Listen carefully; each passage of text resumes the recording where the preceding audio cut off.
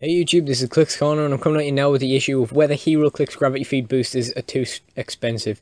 Now, I'm talking more specifically about the spin-off sets, such as the Street Fighter set, the Pacific Rim set and so on, where as soon as the set is released, they become Golden Age. It's not as bad as the figures in, say, the Days of Future Past set, or the Incredible Hulk gravity feed, for off the top of my head, that you can use in tournaments, unless they go out of rotation, of course. Because if you can't use the figures, then it feels to me like this shouldn't be the same price. Now, I don't know what the going rate on gravity feed boosters is in other countries, but in England they cost about £2.50 each, which works out more expensive than our full-size boosters, which are about £10 for 5 figures. Now, this wouldn't be a problem if there wasn't a risk in pulling nothing. I mean, some gravity feed, for example, there's like not even chases in sets such as the Batman CTV set, which personally I love that set, but at the same time it's nice to know the highest rarity you were going to pull from that set is a rare. I mean, I was more buying figures from that set to have the figures, but, you know, still it would be nice to pull something big.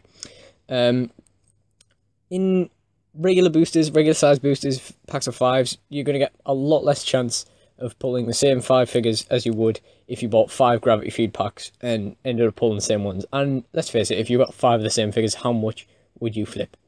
It's basically going to be like assembly line error, or rather packaging line error, if you end up with 5 of the same figures from a booster, and you should probably kick off about that. But yeah, there's always that chance that you're going to get something you don't want. I mean, there's always figures in gravity feed sets that you don't want, and there's of course figures in gravity feed sets once you've bought one booster that you can get again. For example, with the Justice League 52 set, I got multiple Enchantresses. I mean, I'm not really complaining, Enchantress is a great piece, but, you know, you don't want multiples of anything, really, quite frankly.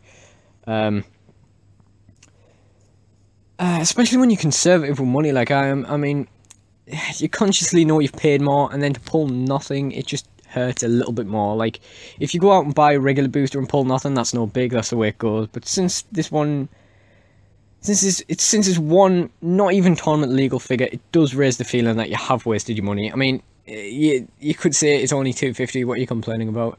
You could also say that's more expensive pound for pound than your average HeroClix booster.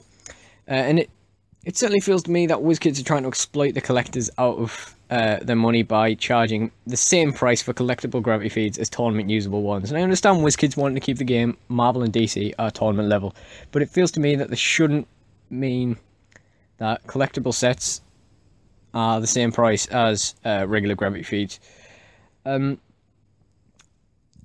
feel like I'm fine with them being Golden Age, but I don't see why they should be Golden Age and the same price as gravity feed figures that aren't Golden Age. I mean, some of the figures in the sets of gravity feeds that are collectible, for example, Morphing Jar from the Yu-Gi-Oh set, which basically resets the entire board, is ridiculously OP.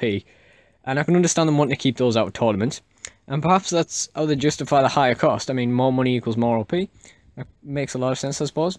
But the fact of the matter is, you still feel like you're paying the extra 50p for, you know, for something you're not going to be able to use at a competitive level. I mean, I suppose the Yu-Gi-Oh! OP series is just around the corner, and that means they do have some sort of use, but there is, and on the flip side to that, there is a lot of stuff that you will get from that set that you do not need, like Key Mace, Happy Lover, etc.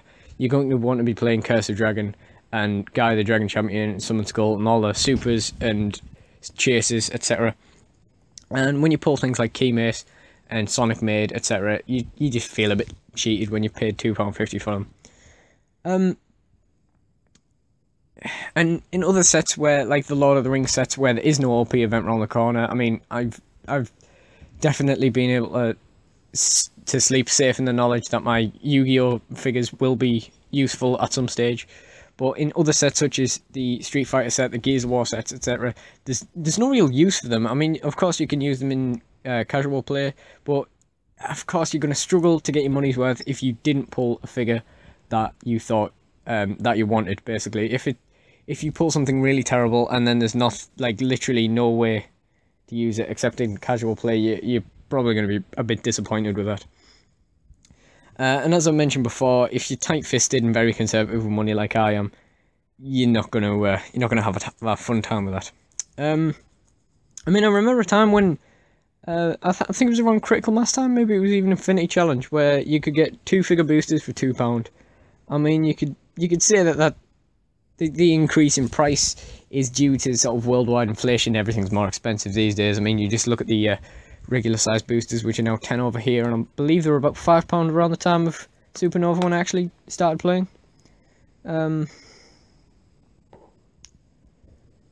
But you could, on the flip side of that, it could of course be just another instance of WizKids getting greedy. I mean, it wouldn't be the first time. You look at the £50 Justice League strategy game set, you look at the £9 War of the Light strategy set, you look at the £30 Fear Itself strategy set, and you can tell it's not all down to like inflation and global debt and whatnot. It's pretty easy to conclude that the £2 boosters you used to get when Forbidden Planet would dig into the back room, find some critical mass, and shot them out on the shelves. The £2 figures you used to get, I'm struggling to say it's all because of like the global economy, etc. It just feels like WizKids' game has gotten popular, and they've decided to exploit the money of the players. I think another thing that bothers me is the condition of the figures. More specifically, the cards that have been like, they've either been folded into the gravity fuse that come in boxes, or insanely creased in those little bag booster things you get, like with the Yu-Gi-Oh sets, Arkham Origins, etc. Actually, was Arkham Origins boxes? I think Arkham Origins was packs, wasn't it? But yeah, anyway, you see them in the little bags. They get creased. They can usually be fixed by a top loader, but in some rare cases, they can be irreparably creased or even torn, which isn't great. I mean, I personally don't pay £2.50 for a figure I didn't want, and the card is just ripped.